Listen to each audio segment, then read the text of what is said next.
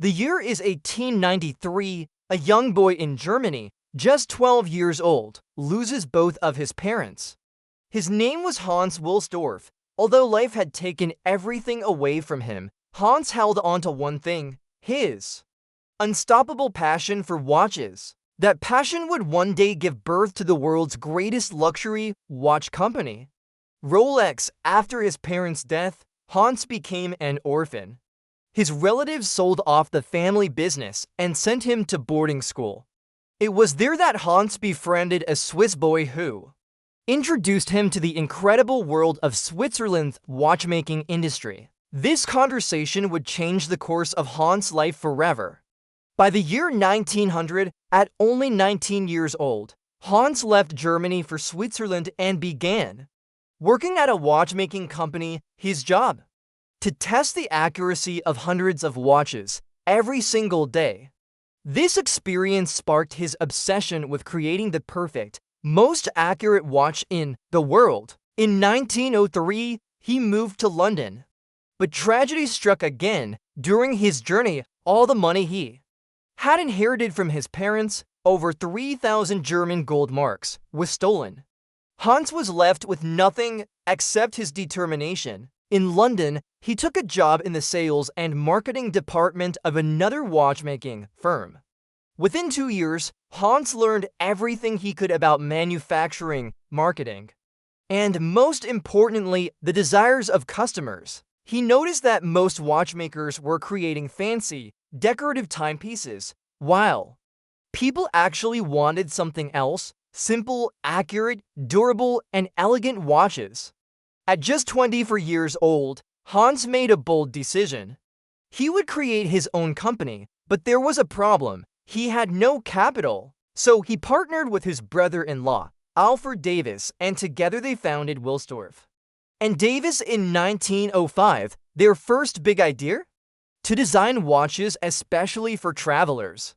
Unlike bulky pocket watches, Hans designed smaller, portable versions housed in sturdy leather pouches. This innovation was an instant success. But Hans was already looking ahead. He believed that wristwatches would soon replace pocket watches, even though at the time, most people thought wristwatches were only for women. To change this perception, Hans launched elegant wristwatches in gold and silver. He branded them not as wristwatches, but as bracelet watches, combining fashion with function. The strategy worked brilliantly, and soon, Rolex watches were spreading across Britain. Hans also wanted his watches to stand apart with a unique, universal name, short enough to fit on a dial, easy to pronounce in any language. After testing hundreds of combinations, he found the perfect one: Rolex. In 1908, he trademarked the name. But Hans wanted more than a beautiful name. He wanted precision. In 1910, Rolex became the first wristwatch in the world to receive a chronometer, certificate, proving its unmatched accuracy. This milestone elevated Rolex's reputation across Europe. However, history soon interfered. When World War I broke out, the British government imposed heavy taxes on imports and exports, making Rolex watches 33% more expensive overnight. Sales collapsed. Once again, Hans adapted. He moved his company to Switzerland, changed the official name to Rolex Watch Co. Limited, and began rebuilding from scratch. During the war, soldiers needed reliable, durable watches. Pocket watches were impractical on the battlefield. They required soldiers to stop, open a coat, and pull them out. Instead, soldiers turned to sturdy wristwatches. Rolex seized this opportunity by creating the famous trench watch, built with unbreakable glass, a strong case, and glowing radium dials that could be read in the dark. These watches became essential for soldiers, and when the war ended, wristwatches became popular for civilians as well. Hans' prediction had come true. Wristwatches replaced pocket watches forever. But Hans wasn't done innovating.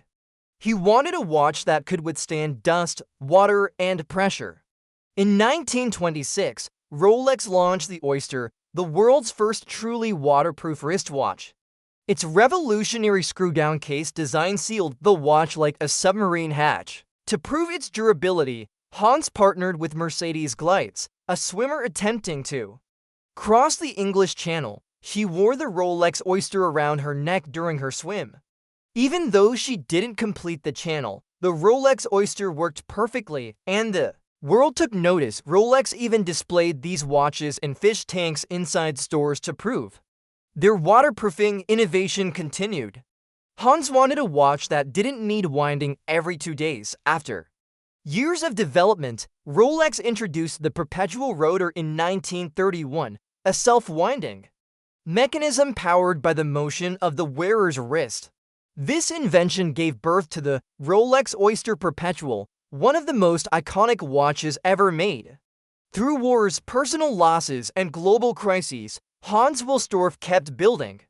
In 1945, to celebrate Rolex's 40th anniversary, he introduced the Datejust, the world's first automatic wristwatch to feature a date display, complete with a magnifying glass over the date window, known today as the Cyclops lens. From there, Rolex went on to create icons. The Rolex Explorer 1953, designed for mountaineers climbing Everest. The GMT Master 1955, built for pilots navigating multiple time zones.